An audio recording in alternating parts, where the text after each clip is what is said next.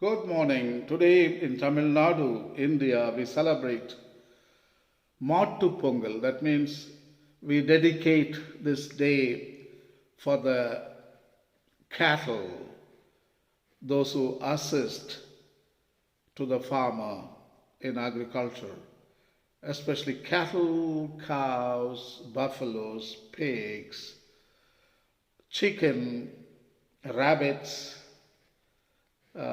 ducks, etc., etc. So today we give them good food to all the animals and we paint them, and today we give rest to all the animals and we take them out for a walk and we display our treasures to the whole community, and humans and animals, we all come to celebrate as one community. So today is a beautiful day. I really welcome this kind of celebration. But as we celebrate this great event, that is the Mattu Pongal, the celebration of cattle, we shouldn't forget how we treated these animals in the course of the whole year. Today we treat them beautiful, with compassion, with non-violence. But how did we treat them? Rest of the months and rest of the days, rest of the year. There must have been mistreatment. We would have abused them. That is the word. Whole year we abuse animals. We mistreat cattle. We demand more work from them. We demand more milk from the cows. And we don't even allow the cows to take their share of milk. And we take them all and we make business out of it. And the cattle feed, all chemicals we give them as a feed. Actually, the cattle eat chemicals. We have never taken them to the field of grass which cows and cattle love.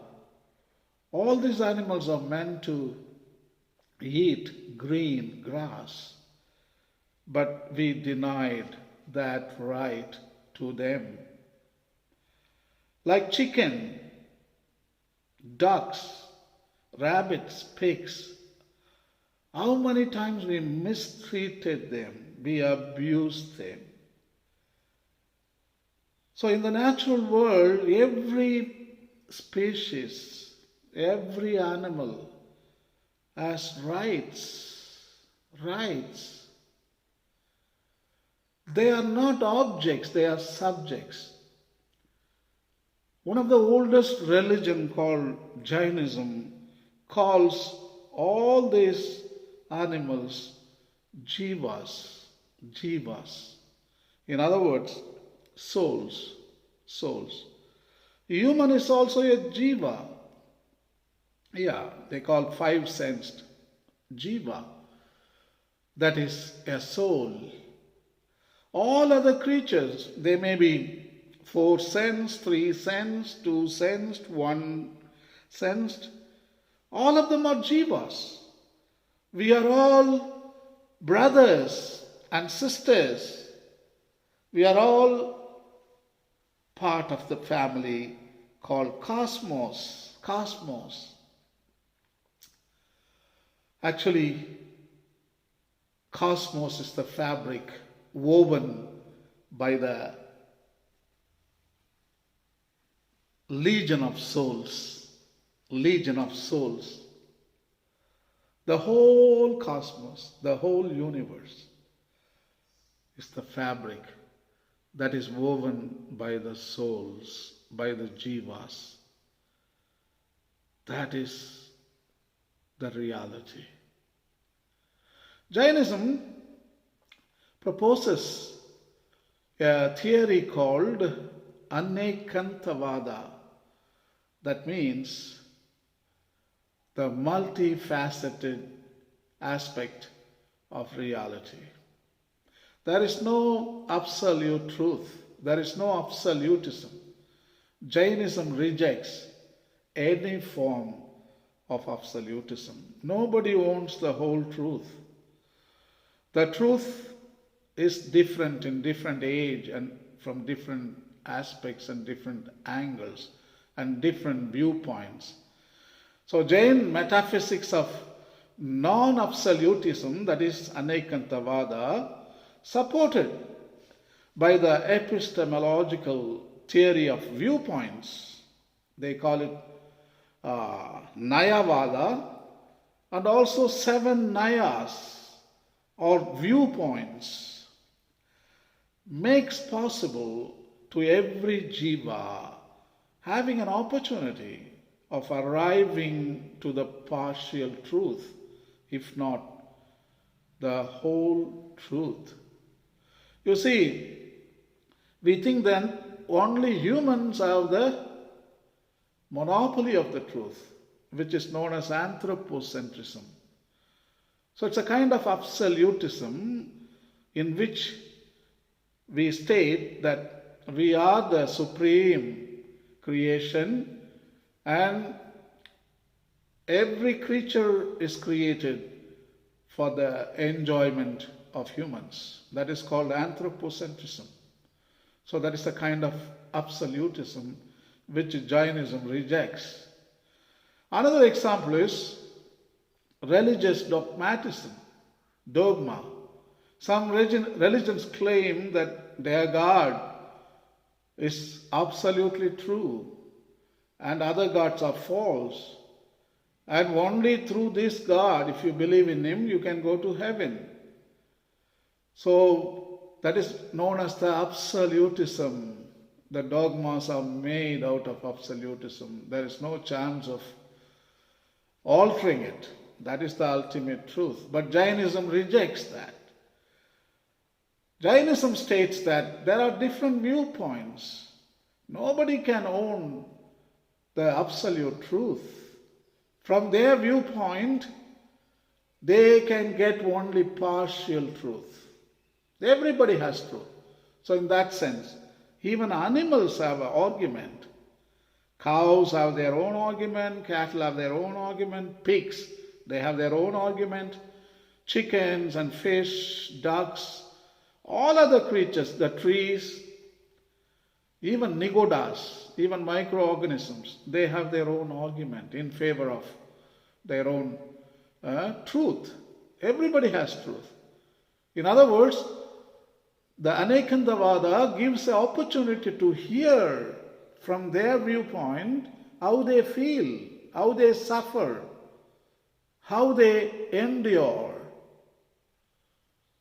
So we need to hear. Earth speaks to us. We need to listen. Anekantavada, the philosophy which was proposed by Jainism some 2,500 years ago. My God, unbelievable. The amount of wisdom the Jaina Tirthankaras and Acharyas have given to the world.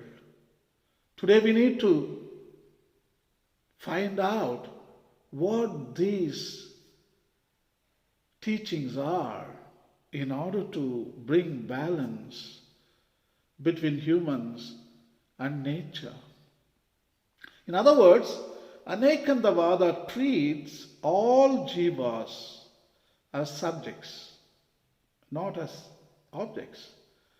Thus, the path to liberation is the path through this community of life and requires the highest ethical standards extended to all life forms, even to cows, cattle, pigs, fish, chicken, etc., and etc. In order to understand Anekantavada at a deeper level, we need to enter into the domain of our own soul ecology. Our soul can see the reality little better than our intellect, or little better than our own reason. According to Jain teachings, every soul cycles through tens of thousands of incarnations, ranging from fire, mineral, air, or vegetable bodies to those of plants, animals, humans, and even gods. Many births have taken place. As you see me as a human being, before this birth, I would have been a mineral or a plant or an animal or even a rock. Thousands of births. The ability to feel the intense sufferings of the soul in these various embodiments is powerfully revealed in an eloquent speech of the young prince.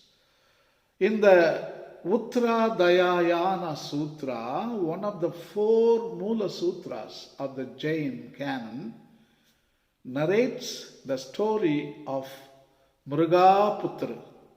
Mriga means deer, Putra means son, son of the deer or son of the animal. Mrigaputra. His speech will suggest the importance and urgency of taking an ecological perspective in thought and action. Today is the best day to read what the Jain Acharyas and Tirthankaras have written about the animals from their viewpoint, how they suffer, how they are abused. No religion and no guru or no pontiff has ever written this aspect of ethics. That is what Jainism is all about. That is the speciality of Jainism. What I'm going to read now, this doctrine is almost 2,500 years old. 2,500 years old. So as we celebrate Mattu Pongal in 2021, I would like to read that text for you. The cows, the buffalo, the pigs, the fish, the trees, how they suffer, how they are abused, they are telling to us. So we need to listen to their Anekantavada from their viewpoint, the truth from their own mouth. Mrigaputra writes as follows. From clubs and knives, from stakes and maces, from broken limbs have I hopelessly suffered on countless occasions. By sharpened razors and knives and spears have I these many times been drawn and quartered, torn apart and skinned, as a deer held helpless in snares and traps.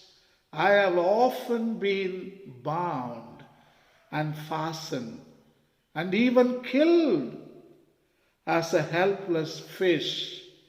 I have been caught with hooks and nets, scaled and scrapped, split and gutted, and killed 1,000,000 times. Born a tree, I have been felled and stripped, cut with axes and chisels, and sawed into planks innumerable times. Embodied in iron, I have been subjected to the hammer and tongs innumerable times, struck and beaten, split and filed, ever trembling in fear, in pain and suffering always. I have felt the most excruciating sorrow and agony. Uttradhyayana Sutra, chapter 19. Mrigaputra speech is a powerful example of the awareness and compassion aroused by the ability to see and feel things from the perspective of the other, whether the person or he may be a fish or a plant. It is precisely this ability to assume the standpoint of the other that arouses the energy and will to not to harm the other, but to act so as to contribute to its well-being. That is at the heart of Ahimsa and at the heart of Jainism.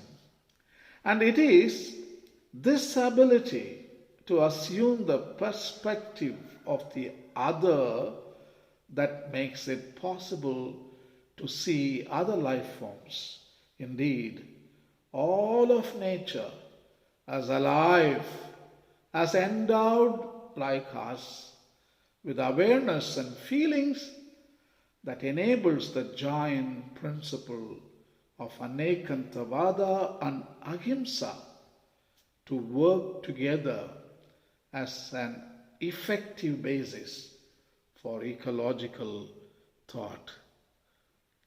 Happy Matu Pongal to all of you, and let us practice Ahimsa towards all the animal world, especially towards all jivas.